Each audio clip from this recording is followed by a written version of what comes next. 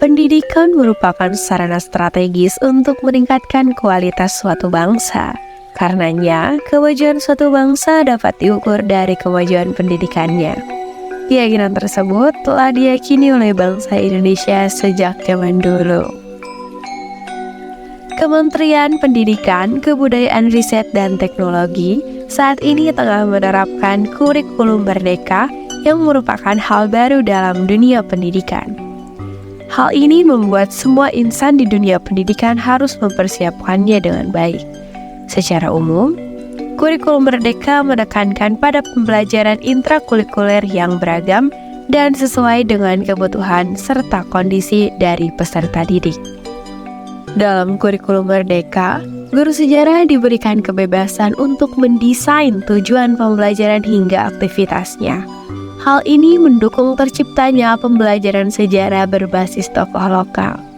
Tepatnya di Kabupaten Ciamis, terdapat salah satu bupati yaitu Raden Adipati Arya Kusumadiningrat yang profilnya relevan dengan profil pelajar Pancasila.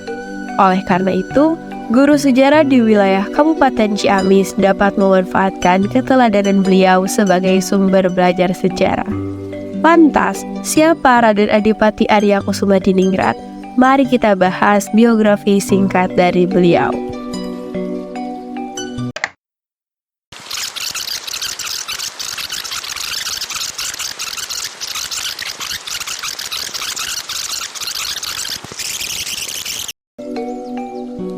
Raden Adipati Arya Kusumadiningrat merupakan putra dari Bupati Galuh, Raden Adipati Adikusuma, dan Raden Ayu Gilang Kancana. Ia lahir pada tahun 1814. Ayahnya dikenal sebagai bupati yang mampu mengubah Galuh menjadi penghasil tarum terbesar di Hindia Belanda saat itu. Kusumadiningrat sejak remaja telah menjadi juru tulis Kabupaten Galuh pada tahun 1828. 3 tahun setelahnya, ia mendapatkan pangkat Letnan II dan menjadi komandan prajurit. Ia juga bertanggung jawab untuk pengelolaan pabrik tarum di Panjalu, Rancah, dan Ciamis. Dengan besarnya tanggung jawab yang ia pegang, ia dipersiapkan untuk menggantikan posisi ayahandanya. Tahun 1839, Raden Adipati Adikusuma wafat dan Kusumadiningrat ditunjuk sebagai penggantinya. Ia menjadi Bupati Galuh ke-17 setelah periode pemerintahan Adipati Panaikan di Galuh Gara Tengah pada tahun 1618.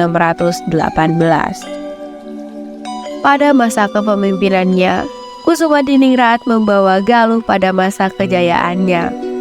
Ia membuat beberapa kebijakan untuk kepentingan rakyat, seperti pelarangan penanaman tarum di Kabupaten Galuh karena dianggap berdampak buruk terhadap tanah di wilayah tersebut. Pada saat itu, penanaman tarum di Kabupaten Galuh mulai mengalami stagnasi dikarenakan dampak buruk tanaman tersebut terhadap tanah di Kabupaten Galuh. Di sisi lain, budidaya tarum berdampak positif terhadap perekonomian, namun berdampak buruk terhadap tanaman pangan di wilayah Priangan. Untuk mengatasi permasalahan tersebut, Kusumadiningrat membangun saluran irigasi untuk memperbaiki kondisi tanah akibat dari penanaman tarum. Penanaman tarum ini resmi berakhir pada tahun 1862.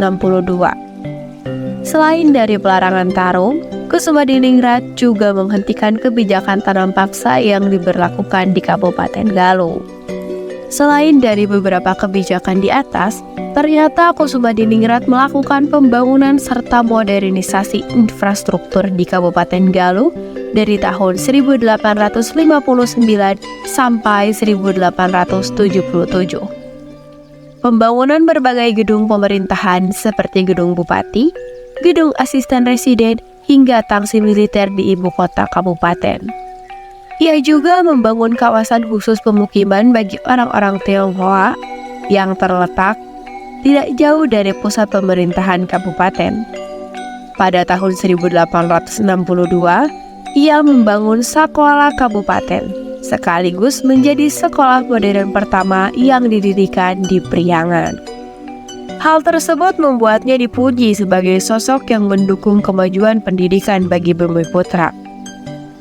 Bahkan, ia menjadi anggota komisi sekolah dari kalangan Bumiputra di wilayah Karesidenan Cirebon pada tahun 1876.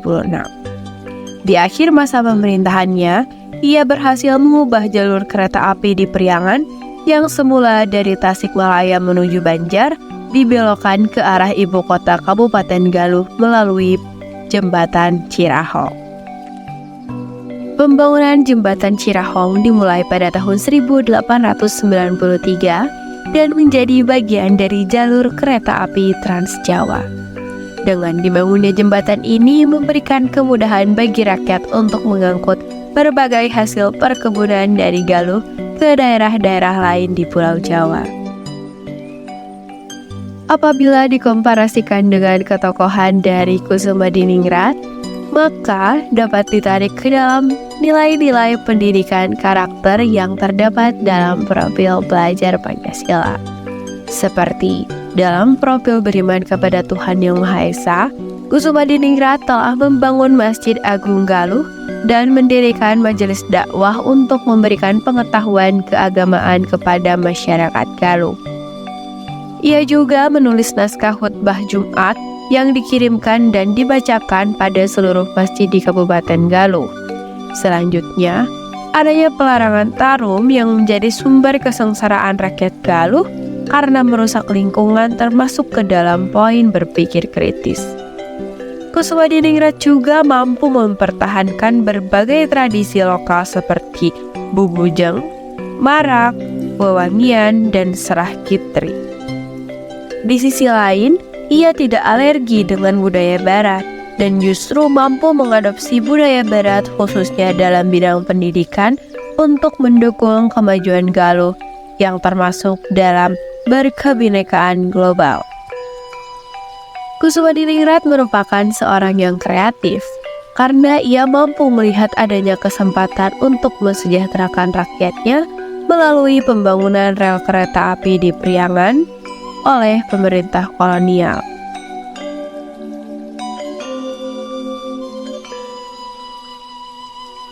Ia menawarkan jalur rel yang semula langsung menuju Banjar untuk dibelokkan menuju ibu kota Galuh melalui Cirahong. Kusumadininggrat terbiasa mengundang para ulama ke Taman Keraton Selagangga untuk berdialog tentang berbagai hal, khususnya mengenai jalannya pemerintahan di Kabupaten Galuh.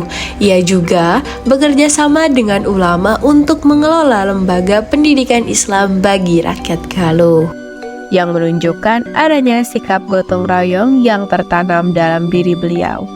Tidak hanya itu, Kusumadininggrat menolak diatur oleh pemerintah kolonial dan memiliki kemandirian untuk menghentikan kebijakan tanam paksa yang dirasa merugikan rakyat Galuh, yang menunjukkan ia mampu mandiri dalam menjalankan pemerintahannya di Kabupaten Galuh. Pondasi kepemimpinan dan pembangunan telah banyak diletakkan oleh Raden Adipati Arya Kusumadininggrat yang kemajuan demi kemajuan berkembang pesat di Galuh. Sebagai seorang bupati yang mendapatkan julukan Ridder Orde van den Nederlandsche dari Ratu Belanda, ini mampu membawa Galuh pada masa keemasannya hingga ia wafat pada tahun 1886. Setelah berakhirnya era kepemimpinan Raden Adipati Arya Kusumadininggrat, tonggak estafet kepemimpinan diteruskan oleh putranya Kusuma Subrata. Di era Kusuma Subrata inilah yang kemudian meneruskan pembangunan secara progresif di era ayahandanya Kusumadininggrat.